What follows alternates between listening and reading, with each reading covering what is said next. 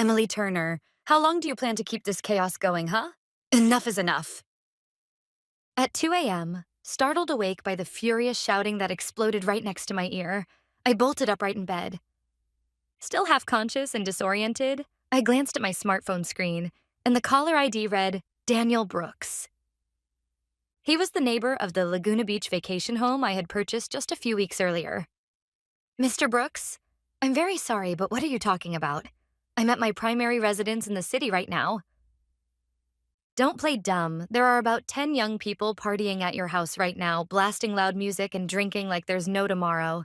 It's so noisy we can't live our peaceful lives. What do you think the quiet of a residential neighborhood is supposed to mean? His voice was trembling with rage. That quiet street in Laguna Beach was home to many wealthy retirees. He had seemed genuinely pleased when I told him I would be buying a house there. A party? At my place? That's right. The street is completely jammed with flashy sports cars, and those kids are even splashing alcohol all over the hedges in my garden. I'm this close to calling the police.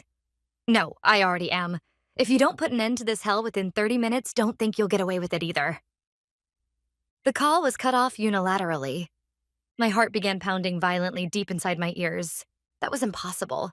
That house was something I had finally obtained after running 3 Italian restaurants day and night without rest for 10 long years. I had just moved in furniture and completely replaced every interior detail with brand new fittings in preparation for the official move next week. There shouldn't have been anyone there at all. With trembling hands, I launched the home security app.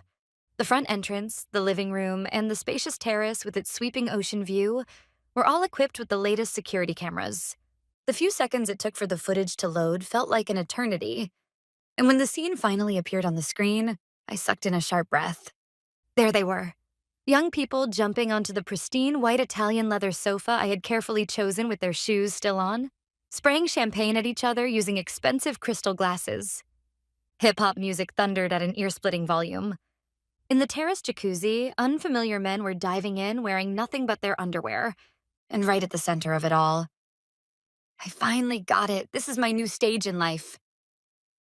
The one shouting that, while chugging straight from a vintage wine bottle that had been prepared for me, was my younger sister, Amanda. The glowing screen of my smartphone turned my entire world into hell. The living room, which should have been gleaming white while filled with the California sea breeze, had now been reduced to the wreckage of a cheap nightclub. The first thing that caught my eye was the custom-made kitchen counter imported directly from Italy. The protective film I had been looking forward to peeling off myself was cruelly torn away. The stripped film had been crumpled up and tossed onto the floor like trash. Right on top of it, someone had spread out pizza boxes and was spilling cocktails with greasy, oil-soaked fingers. If only the film had still been there. It might have been salvageable, but watching stains spread across the exposed stone made me feel like I was about to lose my mind. Look at this. Isn't it amazing? I could see one of Amanda's hangers-on had even wandered into my bedroom. The casino bed that no one had ever laid down on, not even once. Across its pure white linens, the 3 French bulldogs Amanda owned were running around with muddy paws. The dogs barked excitedly, and one of them viciously tore into my custom-made curtains with its teeth. I felt something sour rise up from the pit of my stomach. This white stone villa in Laguna Beach was my life itself. In my 20s, I started out washing dishes at a small Italian restaurant in Manhattan Beach. With hands covered in burns, kneading pasta late into the night, I worked every single day without rest until I became the owner of 3 restaurants. On the screen, Amanda was waving a selfie stick around and shouting at her Instagram live stream.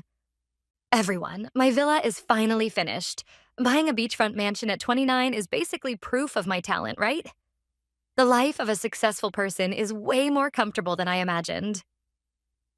She casually yanked the cork out of a vintage wine bottle that cost $3,000 and that I hadn't even taken a single sip from yet.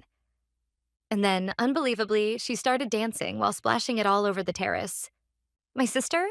Oh, Emily is probably buried in the smell of garlic in some restaurant kitchen right now. This kind of refined lifestyle just doesn't suit her. This house belongs to someone glamorous like me. In response to her words, her entourage burst into vulgar laughter. What they were trampling underfoot was the oak hardwood flooring I had spent hours polishing by hand. This wasn't just a party. This was a violation of my soul. The latest security system was recording every second of this catastrophe to the cloud without missing a single moment. With trembling hands, I pressed the save button, methodically securing the evidence. I can't believe this. The camera's gaze shifted to the kitchen.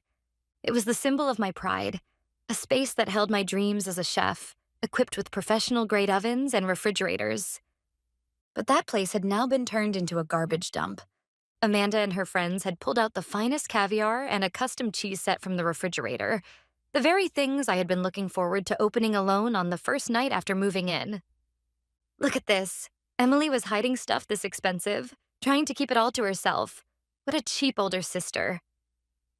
Laughing, Amanda scooped the caviar directly with a silver spoon and brought it to her mouth. The rest of it, unbelievably, was dumped straight onto the floor. The dogs competed to lick it up, and a raw, fishy stain spread across the marble flooring. Amanda, I won't forgive this. Tonight I'm going to crush that shallow fantasy of yours completely, without mercy.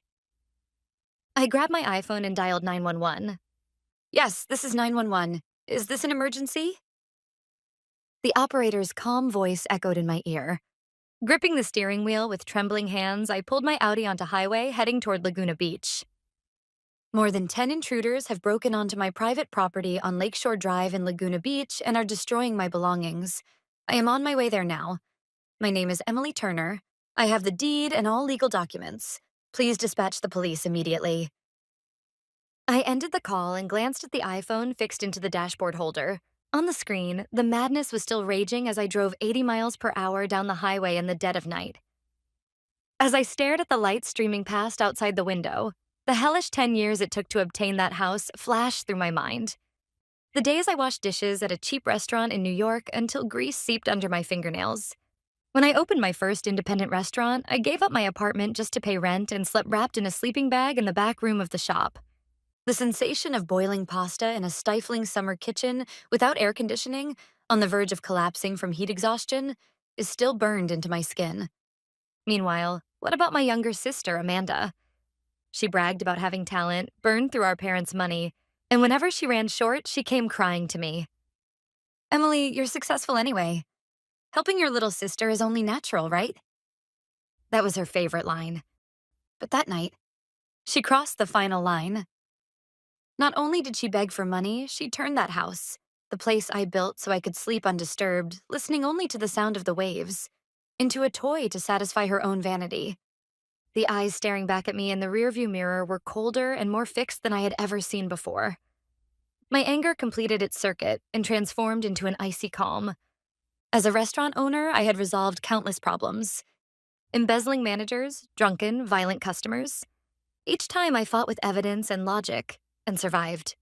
Amanda, you seem to think of me as nothing more than a dull, overly serious older sister, but you still don't know how ruthless a business owner can truly be. In the distance, I could see the highest ridgeline of Laguna Beach and the dark boundary where it met the ocean. I will calculate the price you owe for defiling my castle down to the very last cent, and then I will present you with the bill of your life. The sharp screech of my beloved Audi's brakes echoed through the quiet residential streets of Laguna Beach. The moment I stepped out of the car, crushing bass slammed into my eardrums, slicing straight through the salty night air. Daniel was right. This place was no longer an upscale neighborhood, but a vulgar open-air festival ground. Several unfamiliar, cheap-looking sports cars were carelessly parked along my private driveway, completely blocking the way. Hey, where do you think you're going, lady? This is an invite-only private party. At the front entrance, an unfamiliar man holding a red plastic cup in one hand stepped into my path. Move aside. This is my house. Huh? What are you talking about? This is Amanda's vacation home, you know? Do I remember a plain-looking woman like you among her friends? He snorted as he looked me up and down. I shot him a cold glance, slammed my shoulder into him, and forced the door open. The instant I stepped inside, my vision nearly went dark. Even though the air conditioner was set to its lowest temperature, the room was suffocating with body heat, sweat, and the sickly sweet haze of marijuana. Sticky trails of spilled alcohol streaked across the polished flooring, and shards of broken glass were scattered everywhere. Food stains that looked like someone had thrown them clung to the walls, and cheap party streamers were sloppily dangling from the custom lighting fixtures I had personally chosen. Haha, come on, everyone, drink more. In the center of the living room, Amanda was standing on my white sofa, wildly shaking a bottle of champagne. Around her, a swarm of sycophantic hangers on clustered together, praising her as if she were the rightful owner of the house. Amanda, my shout was swallowed whole by the blasting music. I lunged toward the audio system and yanked out the main power cable with all my strength. Silence fell in an instant. As a piercing ringing echoed deep inside my ears, dozens of pairs of eyes turned toward me at once.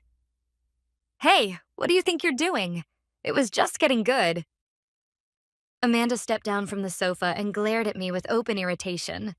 But the instant she realized it was me, a flicker of unease crossed her face for just a second. That expression was immediately painted over with her usual brazen smile. Oh, wow, it's Emily Turner. What's wrong? Why do you look so scary? Oh, I get it. You wanted to join the party too, didn't you? You don't have to be shy, you know. I'll make a special exception and invite you, since I'm your little sister.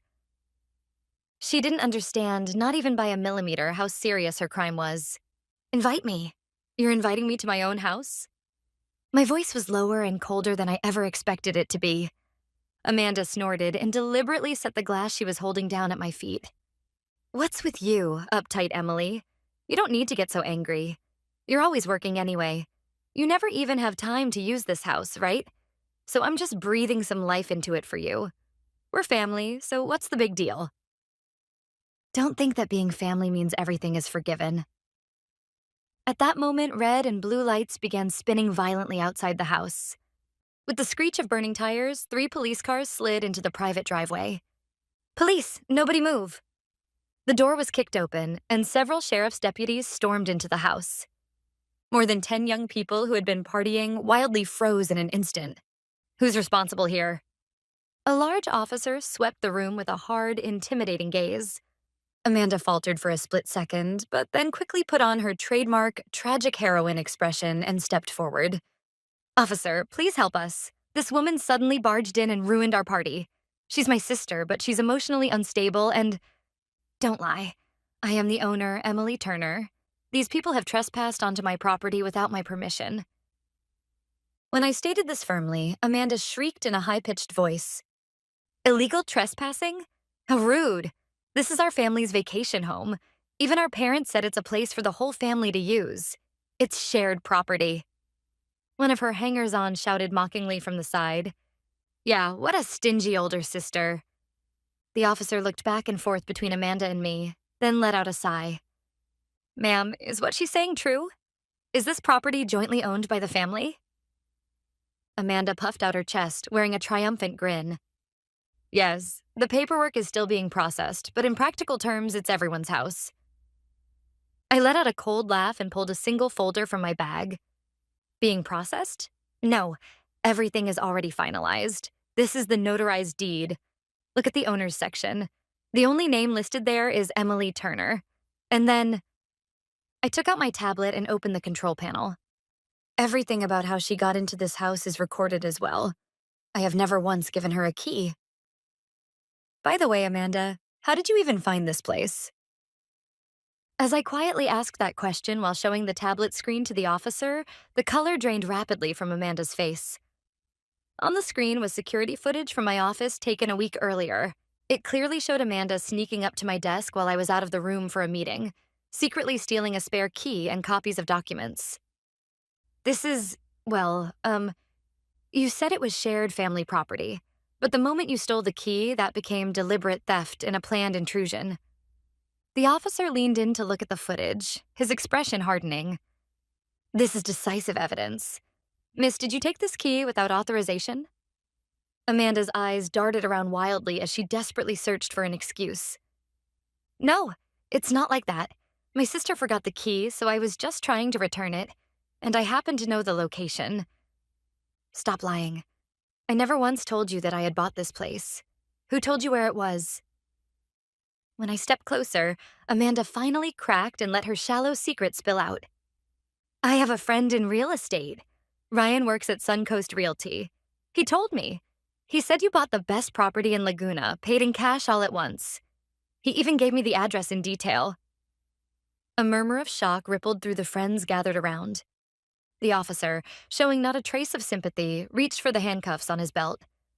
Illegal acquisition of customer information, theft, and trespassing. Amanda, what you've done can no longer be dismissed as family selfishness. Amanda Clark, you are being detained on suspicion of trespassing on property without legal rights and theft. You will be informed of your rights. You've got to be kidding me. Wait, Emily, are you really going to have your own family arrested? Amanda's scream echoed through the room. Her friends finally realized that they had been complicit in a crime and began to panic, but the officers immediately stopped them. All of you, show your IDs. You will all be recorded as accomplices to trespassing. Step outside now. You're getting into the patrol cars. In that instant, Amanda's fake kingdom collapsed with an audible crash. Let go of me. Don't touch me. I'm Emily's sister. Amanda's desperate struggle continued right up until the moment she was shoved into the patrol car. But the strong-built officers showed no mercy. Cold handcuffs tightened around her wrists, and her luxury brand dress was left crumpled and ruined beyond recognition. The hangers-on who had mocked me while siding with Amanda became nothing more than criminal suspects themselves. Hey, Amanda, you said this was your house, didn't you? Miss Emily, we really didn't know anything. They were led away with their heads hanging low in humiliation. The flashing warning lights lined up along the private driveway cast a solemn glow over the night in Laguna Beach. Eventually, the sirens faded into the distance, and an unbearable silence returned to my castle. But it was no longer the sacred silence it once had been. I stood alone in the center of the devastated living room, unable to move. What assaulted my nose was the sour stench of beer, the lingering sweetness of marijuana smoke, and the raw smell of the dogs. At my feet, caviar spilled across the marble floor had hardened into ugly black stains. The pure white sofa I had loved was smeared with mud and grease, left in a pitiful, ruined state. Ha! A dry laugh slipped out of me. It wasn't that my anger had disappeared. I simply couldn't find anywhere to put my emotions in the face of such overwhelming absurdity. Sensing someone's gaze, I lifted my head and saw Daniel Brooks standing beyond the front door. His expression was still severe, but after seeing my firm, unyielding stance, some of the sharpness seemed to have drained away. Mr. Brooks. I walked over on heavy legs and apologized sincerely. I am truly sorry. I will never allow anything like this to happen again. I will bring in a cleaning crew first thing tomorrow. He looked at my utterly exhausted face and said, I understand now that you are a victim too, but this is a place where people come to live quietly. I expect better next time. Yes, absolutely. After he left, I immediately began scrolling through my contacts on my smartphone. First, I would present the evidence needed to destroy the agent who leaked the information, Ryan. Then I would call a specialized cleaning service and a locksmith. I turned off the lights in the living room and stepped out onto the terrace. From beyond the dark ocean, the light of dawn was beginning to stain the horizon. The new day might not be the radiant, dreamlike one I had once imagined, but at the very least, there was no longer any family here trying to exploit me. I tightened my grip around the real key clenched in my right hand. After a night like a storm, morning came, and it was 11 a.m. Just as I finally finished tidying up part of the mud-covered living room and took a sip of cold coffee, my smartphone vibrated. My father's name was on the screen. Without hesitation, I switched to speakerphone. Emily, have you lost your mind? Amanda just made bail and came back home. Seeing her become that terrified is a disgrace to our family. My father was furious because Amanda, after completing her release procedures at the police station, had contacted them first. Then my mother snatched the phone from him. Emily, Amanda was too scared to say anything in front of a cold, logical sister like you. She's crying her eyes out right next to us right now. If you've become successful and built yourself a castle in Laguna Beach, isn't it a basic family decency to open part of it to your little sister? I calmly dismissed their delusions and hung up. But the real firestorm began just a few minutes later. As if they had been waiting for the call to end, notifications started exploding on my smartphone at an abnormal pace. When I opened Instagram, I saw a flood of abusive comments pouring into my restaurant's account. The cause was a post Amanda had made the very moment she walked out of the police station after being released. The post showed a selfie taken in front of the Laguna Beach Police Department sign, her eyes unnaturally reddened and swollen by filters. Alongside it was a lie so outrageous it made my vision blur. I can't believe this. I was thrown out of the vacation home filled with our family's memories and arrested by the police. By my own sister, Emily. This was supposed to be the place my late grandmother left to me. She's using her power to take everything away from me. Hashtag cruel sister. Hashtag give back family bonds. My grandmother's memories? When she passed away, this place was nothing but an empty lot. Amanda had turned blatant trespassing into a tragic story of a family inheritance dispute. People who knew nothing began hurling abuse at my restaurant, calling me a disgusting owner. But my fingers weren't trembling. If anything, I felt a quiet thrill, like a hunter calmly cornering her prey. Fine, Amanda. If you plan to win the public over with that cheap performance, then I'll crush your entire career with the overwhelming force of the truth. I opened the folder of high-resolution truth that I had backed up to the cloud the night before. I opened the posting screen of the official account for my restaurant, La Luna. The defamatory comments were still increasing by the second. Are you ready, Amanda? This is the weight of the 10 years you trampled on. I edited last night's footage into short clips and uploaded them. The title was a single line, The Truth About the Laguna Beach Villa. The first video showed Amanda laughing in my bedroom, saying she had stolen the key and throwing the dogs onto my bed.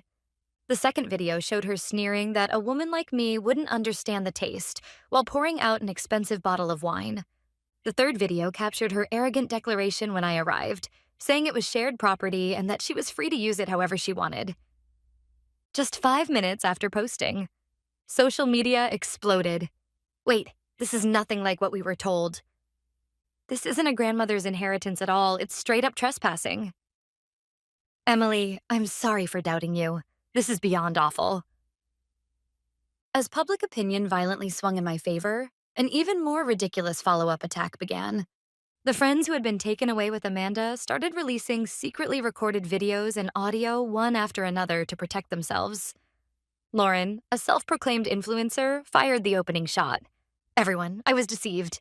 I recorded what she was saying behind the scenes. In the audio, Amanda said this. Emily should spend her whole life stuck in a kitchen reeking of garlic. The money she earns is nothing more than funding for us to live our sparkling lives. That audio became the decisive blow.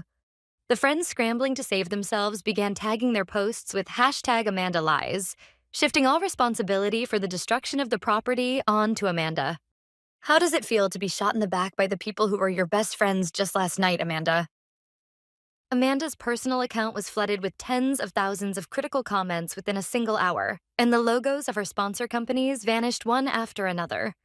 The attacks on my restaurant stopped, and reservations began pouring in instead. But my counterattack didn't end there. I called my lawyer, Kevin. Kevin, I'm ready. In addition to filing criminal charges for trespassing and property damage, I want to pursue civil damages to the maximum extent, and hurry the process for a restraining order as well. I stepped out onto the terrace and stared at the blue ocean.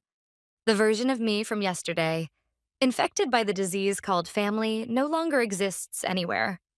Several months later, I was standing in front of the Orange County Superior Court. That day, I was dressed in a perfectly tailored navy suit. It was my battle armor. Emily, wait a second. From down the hallway, my utterly exhausted parents and Amanda came walking toward me. Amanda's once arrogant smile was gone, and her hair was in disarray. Are you really going to take this all the way to court? Are you satisfied with destroying your own family? Her career is already finished. My mother's shrill voice echoed through the corridor, but my lawyer, Kevin, cut her off. Mrs. Turner, please refrain from any further contact. A restraining order will be formally issued. Inside the courtroom, the atmosphere was solemn and tense. At the witness stand, I calmly laid out the numbers. The total amount of damages caused by the defendant is $248,000. This includes furniture repairs, specialized cleaning services, and the cost of investigating the leak of my personal information. All of these damages arose directly from the violation of my property rights. Amanda's attorney argued desperately, but the security camera footage and the whistleblower data provided by her friends completely blocked every possible escape. Defendant, you may speak. At the judge's words, Amanda looked at me with a trembling voice. Emily, please, this is too much. I don't have a single dollar to my name. Please forgive me. Tears welled up in her eyes. The version of me from the past might have been fooled by that, but the image of her dumping caviar onto the floor was burned into my retinas. Your Honor, I stood up and met her gaze head on. She is not standing here today as my sister. She is standing here as an intruder into my life. I have the right to forgive her, but I have no intention of forgiving the fact that 10 years of my hard work were defiled. I request a strict judgment. The verdict was a complete victory for me. The judge ordered Amanda to pay the full amount of damages and granted the restraining order. The moment I stepped out of the courtroom, my father tried to hurl insults at me, but I coldly told him, Dad, Mom, all financial support for your mortgage will be terminated starting next month. Try living on your own strength together with the princess you dote on so much. That is the outcome of the family bonds you chose. Behind me, I could hear Amanda collapsing into tears, but I never once looked back. Several months after the verdict, I was reviewing the report on the asset seizure. Amanda had no ability whatsoever to pay the compensation. As a result, the only things she owned, her luxury brand items, the car she had bought on a loan, and her meager savings, were all legally confiscated. But her true punishment was not limited to financial loss alone. According to rumors, Amanda is now living in conditions far harsher than the ones I endured back when I was struggling to build my career. Her influencer friends blocked her all at once. Her name became synonymous with fraud online, and she lost every single advertising job. Now, it seems she works the late-night shift at a cheap fast food restaurant on the outskirts of Los Angeles, where the floors are slick with old grease. One of my restaurant staff members happened to stop by that place and reported back to me. Boss, she was wearing a ragged uniform, crying and apologizing while drunk customers threw fries at her. There was nothing left of who she used to be. According to the staff member, the long nails she once boasted about were gone. Her fingertips were cracked and ruined, and a cheap, stinging smell of old oil, far worse than anything I was once covered in, had soaked into her skin. The husband she had desperately flattered and married abandoned her as well, slapping divorce papers down just a week after the trial. He had no intention of supporting a woman buried under massive debt. My parents, cut off from my financial support, also gave up their elegant retirement and moved into a cramped 40-year-old apartment. Perhaps they finally realized that the princess they had spoiled was incapable of taking care of them in their old age. One night, a call came into the restaurant. The number displayed on the screen was one I recognized, Amanda's. When I picked up the receiver, all I could hear through the silence was her trembling breath. Before she could say a single word, I quietly set the receiver down. The hell she is experiencing now is no one else's fault. It is simply the dark fruit born from the seeds of lies and greed she herself planted. Several weeks after the trial, the original calm finally returned to Laguna Beach. 6 a.m, I sat on a deck chair on the terrace, watching the orange sun rise over the horizon, dyeing the waves of the Pacific Ocean in gold. In my hand was a cup of coffee I had carefully brewed myself. The stench of cheap alcohol that had been spilled on the day of the chaos was gone without a trace. All that remained was the refreshing sea breeze and the clean scent of freshly repainted plaster. Thanks to professional work, the house had been perfectly restored. The sofa had been replaced with a new one, and the marble floors had been polished again, reflecting my figure like a mirror. Every trace of that illegal party had been erased, and the weight called family that had been eating away at my life was completely removed as well. Good morning, Miss Turner. It's a beautiful day today. A calm voice came from beyond the hedge in the garden. It was my neighbor, Daniel. He was out on his morning walk with his retriever. Good morning. Did you sleep well last night? Yes, thanks to you. And I'm sorry for doubting you that night during all that chaos. I've come to understand just how resolute a woman you are. I'm proud to have a neighbor like you here in Laguna. He lifted his hat slightly and smiled. I felt a warmth spread deep in my chest. Thank you. Next time, I'll bring some pasta from my restaurant when I come by. The silence after he left was different from the lonely silence I had known before. It was the kind of quiet that only those who have protected their own rights are allowed to enjoy. On social media, rumors about Amanda's downfall were still circulating, but they no longer had anything to do with me. People would call me cold-hearted, but protecting what you have built with your own hands is justice. What I gained was not merely a luxurious building. It was the strength to say no by my own will, and a freedom that no one can threaten. Wrapped in the sound of the waves, I have finally become the true master of my own life.